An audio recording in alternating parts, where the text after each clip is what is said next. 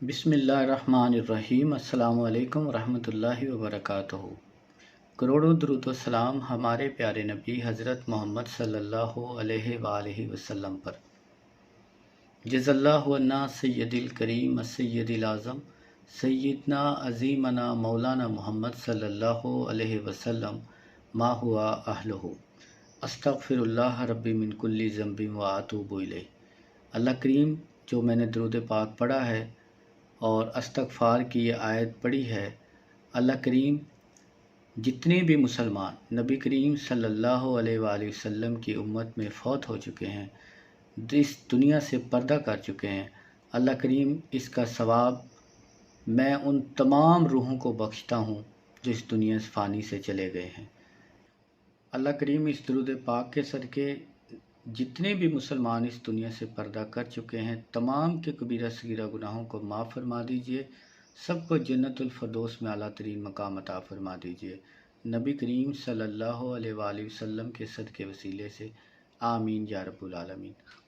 आज का ये एक मुख्तसर सी वीडियो है सदक़े के मुतल्लक़।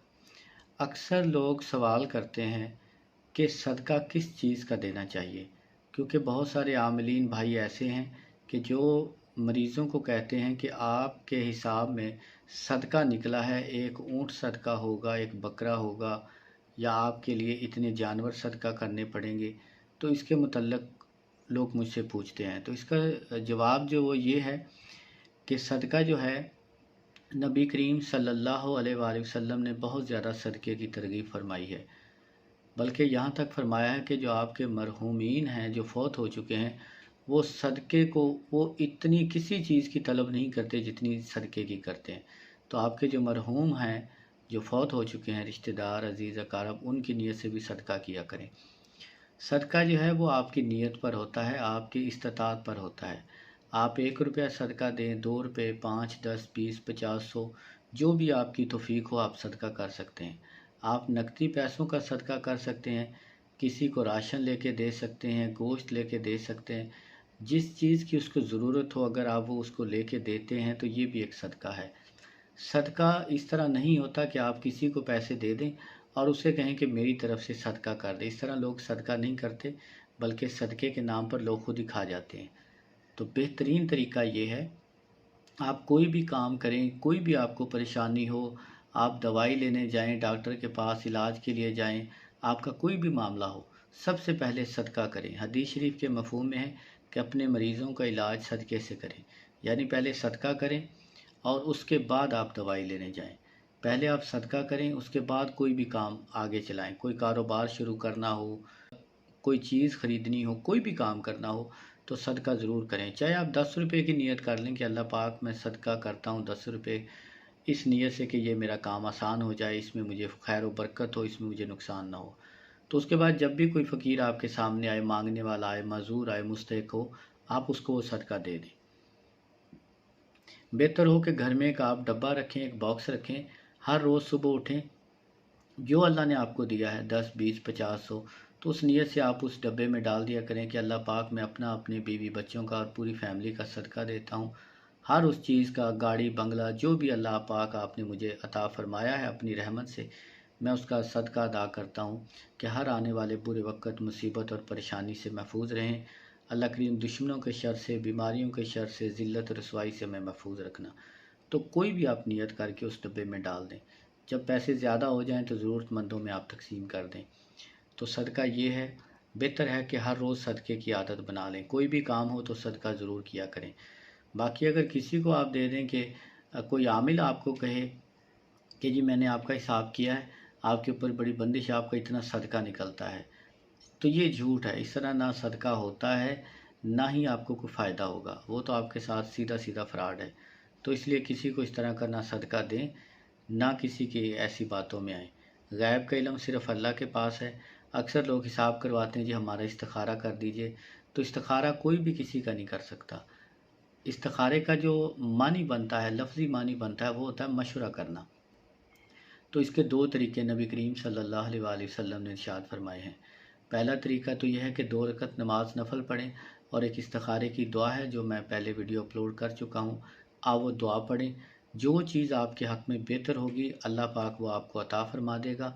अगर कोई चीज़ आपके हक़ में बेहतर ना हुई, आगे चल के आपको नुकसान होना होगा, तो अल्लाह वो चीज़ आपसे दूर करके उससे बेहतर चीज़ आपको अता फ़रमा देगा। इस्तिखारे का ये फ़ायदा होता है। कोई शख़्स अगर कहे कि मैंने इस्तिखारा किया है, आपके तवीज़ निकले हैं, जादू निकला है, ये इशारा मिले, तो ये झूठ है, इस तरह नहीं होता। दूसरी बात ये है कि इस्तिखारे का एक दूसरा तरीका भी है कि आप फैमिली में 10, 12 या 5 मेंबर हैं, आपने कोई भी काम करना हो, तो इस्तिखारे की दुआ पढ़कर सब आपस में मशवरा करें और जो अक्सरियत का मशवरा हो उसके ताबे हो जाएं। हदीस शरीफ के मफ़हूम है कि जो मशवरे से काम करते हैं उसमें खैर होती है, वो कभी शर्मिंदा या परेशान नहीं होते, उनको शर्मिंदगी नहीं उठानी पड़ती। तो घर में जितने भी लोग हैं सब मशवरा करें। जो मशवरे की तादाद ज़्यादा हो, जहाँ पर तादाद ज़्यादा हो मशवरे की, यानी कि घर में 10 बंदे हैं, 7 बंदे एक चीज़ पर राज़ी हैं और 3 बंदे राज़ी नहीं, तो जो अक्सरियत का फ़ैसला है वो मानना चाहिए, उसमें बरकत होती है। तो इस्तिखारे का तरीका भी ये है, सदक़े का तरीका भी ये है। तो बाकी कुछ लोग कहते हैं कि हमारा हिसाब कर दीजिए। गैब का इल्म सिर्फ़ अल्लाह के पास है। अल्लाह की ज़ात के अलावा कोई शख़्स किसी का गैब नहीं जान सकता। ये ताकत अल्लाह ने नबी करीम सल्लल्लाहु अलैहि वसल्लम को अता फ़रमाई है या अपने औलिया अल्लाह को, लेकिन वो किसी की बात बताते नहीं हैं। आप कुछ लोग ऐसे होते हैं, किताबों में लिखा होता है कि नाम के और वालदा के नाम के अदाद जमा करें, 2 पे तक़सीम करें, 3 पे, 6, 12 जो भी तक़सीम करें, 1 बचे तो ये जवाब है, 2 बचे तो ये है, 3 बचे तो ये। आप यकीन करें सारी ज़िंदगी वही जवाब रहेगा। मरीज़ ठीक हो जाएगा तब भी वही जवाब है, मरीज़ मर जाएगा तब भी वही जवाब है।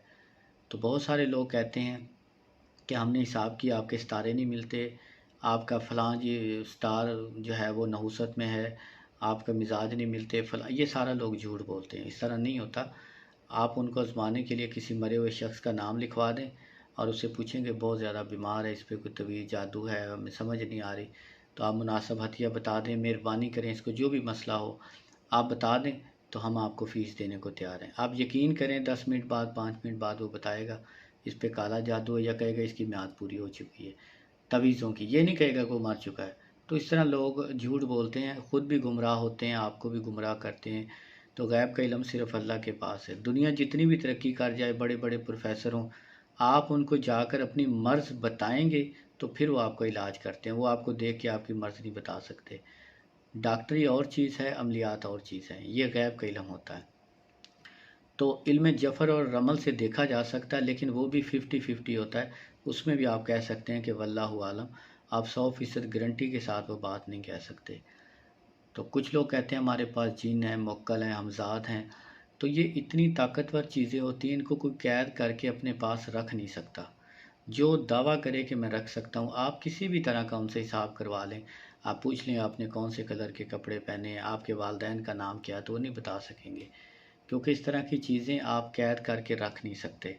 अल्लाह पाक ने हर एक चीज़ का अलग-अलग मकाम बनाया है। शैतान को हम नहीं देख सकते, फ़रिश्तों को हम देख नहीं सकते, मौकलात को हम देख नहीं सकते।